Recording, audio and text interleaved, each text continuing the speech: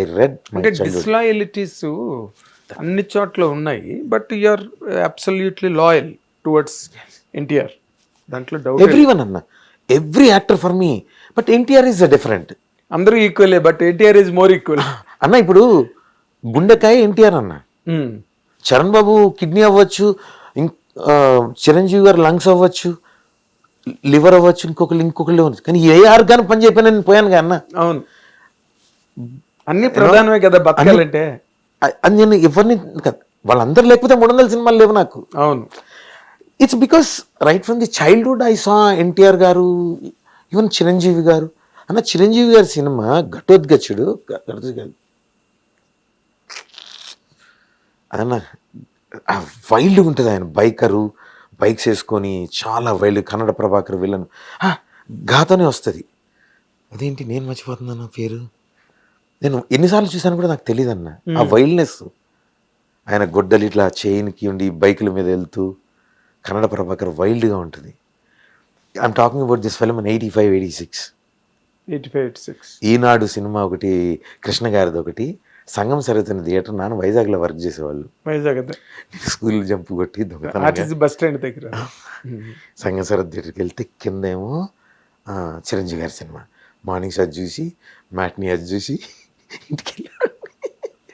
అంటే cinema stuff నువ్వు, అంటే సినీ ఫైలే. అంటే ఈ సినిమాల్లోకి రావాలి, ఇలా అవ్వాలి, అలా అవ్వాలి కోరికలతో లేదు. సినిమా వరకు ఎంజాయ్ చేస్తా. అంతకుముందు భయపడేవాడిని. మమ్మీ వాళ్ళు ఏంటి సినిమాలు, దొంగతనంగా సినిమాలకి వెళ్ళడం ఏంటి, అడవి రాముడు ఆ సినిమాకి వెళ్తే జ్వరం వచ్చి పడుకునేవాడిని అంట. సినిమా తీసుకెళ్తే నాకు జ్వరం వచ్చేదంట. ఓకే, అడవి రాముడు టైంలో 80 ఆ పీరియడ్లో. ఈయన సినిమాకి వెళ్దామని మమ్మీ డాడీ తయారై వెళ్తే ఈయన తీసుకెళ్ళాలి, పిల్లవాడిని వదిలేసి వెళ్ళలేరు. తీసుకెళ్తే థియేటర్లో రచ్చ, తెల్లారి వస్తే జ్వరం. ఇక అలాంటి నేను దొంగతనంగా సినిమాలు చూడడం మొదలుపెట్టా. Great, really. అంటే that made your career today కదా. మీరు ఇందాక అన్నట్టు ఒక రఘుని చూడగానే ఫోటోలు తీయించుకోవాలి, పలకరించాలి అన్న ఆ చరిష్మా ఎక్కడి నుంచి వచ్చింది? సినిమా నుంచే కదా. So that only laid the path for you. ఇన్ని ఇప్పుడు ఆది నుంచి అదర్స్ వరకు ఒక రకమైన కామన్ గోయింగ్, అన్ఐడెంటిఫైడ్ గోయింగ్, అది కూడా ఇండస్ట్రీలో. అంటే మీకని ఒక డిమాండ్, మీకన్నా ఒక రెమ్యునరేషన్, మీకన్నా ఒక అడ్వాన్స్. అంటే తక్కువ చేసి కదన్న, అది కూడా తక్కువ చేసి నన్ను తక్కువ చేయ ఇడికి డబ్బులు అనేది కాదన్న. మనోడేగా రగన్న సూపరు, రగన్న మంచోడు, రగన్నతో టెన్షన్ లేదు, ఇదే అన్న బాయ్ రఘుబాయ్, మన రేపు షూటింగ్ ఉంటారు రఘుబాయ్, రఘుబాయ్ నువ్వు కూడా ఏంది డబ్బులు రా, నువ్వు ముందైతే త్వర చూద్దాం. సో ఇదేంటంటే నన్ను ఓన్ చేసుకున్నారన్న, తప్పుగా ఓన్ చేసుకున్నారు, కరెక్ట్ మాట. ఓన్ చేసుకున్నారు. ఎవరు నన్ను చీట్ చేయాలని చేసింది కాదు, చీట్ చేయాలని కాదు. It's all out of friendship and bond. ఏంటంటే అన్నకి డబ్బుల గురించి కాదు, మంచోడు వస్తాడు, టెన్షన్ ఉండదు, రగన్న లాంటి పెట్టుకుంటే టెన్షన్ ఉండదు అనే మాడ్యులేషన్. పైగా మీక వాళ్ళు డబ్బులు ఇవ్వకపోతే మీకు జరగదన్న పరిస్థితి మీకేం లేదు. అలాంటి యాక్టర్స్ కూడా ఉంటారు, డెఫినెట్లీ ఉంటారు కదా. ఆ పాపం అదే పాపం అనిపిస్తుంది అన్న. అలాంటివి మాట్లాడాలన్నా కొంచెం ఇబ్బందికరమే. అది మాట్లాడడం వల్ల 2 రకాల ఇబ్బందులు ఉంటాయి. పాపం వాళ్ళని తక్కువ చేసిన, నేను వాళ్ళని తక్కువ చేయడం కదన్నా, వాళ్ళ స్ట్రగుల్, వాళ్ళ కష్టం. ప్రతిరోజన్నా కడుపు నిండితేనన్నా మనం ఏం చేయాలన్న ఆలోచన వచ్చేది. కరెక్ట్. కడుపు నిండకపోతే కడుపు ఎలా నింపుకోవాలన్న ఆలోచనలో తిరుగుతుంటాం తప్పితే క్రియేటివిటీ ఎక్కడ వస్తుందన్నా? ఏముండదు. నేను చాలామంది రైటర్లు, అసిస్టెంట్ డైరెక్టర్లు, అన్న నాకు స్క్రిప్ట్ ఉంది, నాకు హెల్ప్ చేయవా, నేను ఓన్ ట్రయల్స్లో ఉన్నాను అంటే, తమ్ముడు వద్దు, ఓన్ ట్రయల్స్ వద్దు, ఏదో ఒక ప్రాజెక్ట్లో వర్క్ చేస్తుంటే నీకు 4 రకాల కనెక్షన్లు ఉంటాయి. Producer connection, DOP connection, hero connection, సెట్లో నాలాంటి ఆర్టిస్టుల కనెక్షన్. ఎవరి దగ్గర ఏ కనెక్షన్ వెళ్తుందో తెలీదు, చెప్పలేం.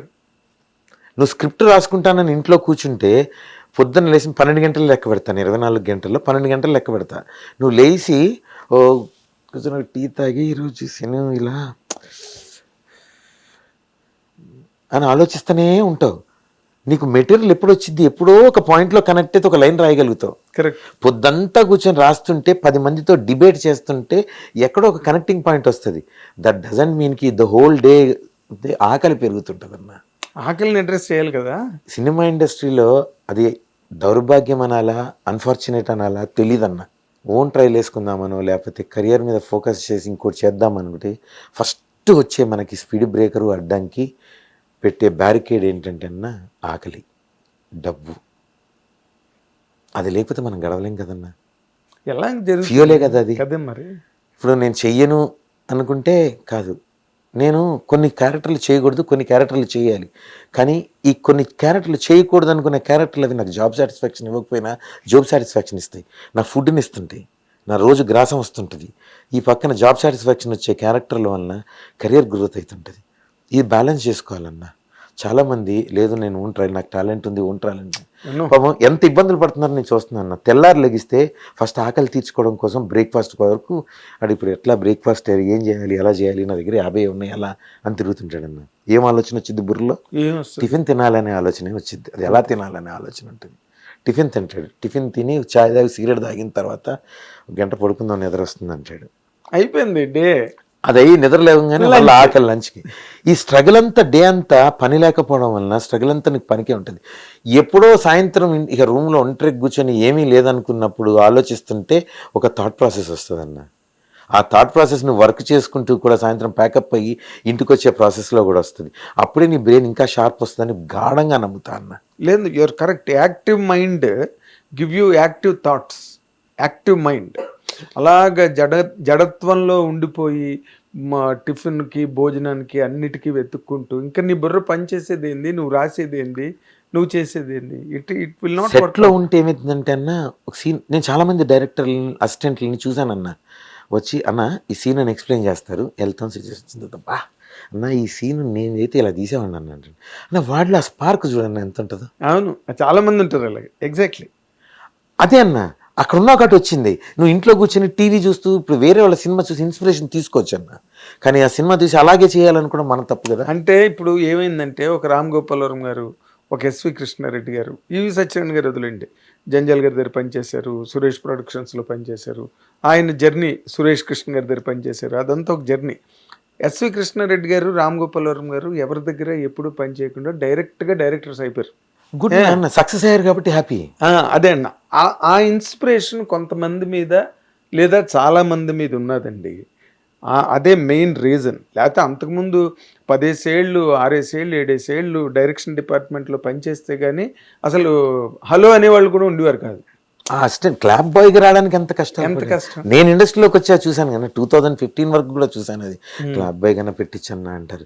ఏ డైరెక్టర్ దగ్గరికి వెళ్ళి అప్పటికే మనకు కాల్ వచ్చేటప్పటికే వాళ్ళు ఆల్రెడీ ప్రొడక్షన్ అయిపోయి ఉంటాయి కదా. వీళ్ళకి అది అర్థం కాదు. అన్న రగన్న అడిగితే కూడా చేయలేకపోయాడు, రగన్న చేయలేడు, ఏందన్నా చేయలేదు, చెయ్యలేడు కూడా చెయ్యడానికి కూడా అంటారు. వాళ్ళు కడుపుతుంటే అలా ఉంటుంది. తప్పులేదన్న, తప్పులేదు. నేను వాళ్ళని తిట్టను. ఎగ్జాక్ట్లీ. అవకాశం ఒక రోజు వస్తా అన్న, నాకు వచ్చిన రోజు నేను నిలబెట్టుకుంటా. అదే కదా, మీకు హెల్ప్ ఏదో విధంగా అవుతా. ఎందుకంటే ఇదే కళామ తల్లి నాకు ఏమీ లేని రోజు నన్ను తీసుకొచ్చి 4 మీలాంటి వాళ్ళు సపోర్ట్ చేస్తేనే నేను అయ్యా. అవును, ఒక సినిమా చేస్తానన్న, నాగేంద్ర అన్న డైరెక్టర్, 4 టీం ఉన్నారు.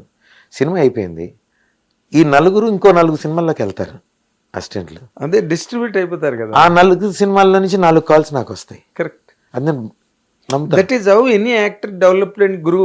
ఇక్కడ ఎవరికి మొదట స్టార్టింగ్ డే నుంచే అర్ఘ్యపాదాలు పెట్టి, ఈవెన్ టుడే అన్న after this big journey also I have to still depend on this people only. Ante. That's how you get your business. That is how the world goes.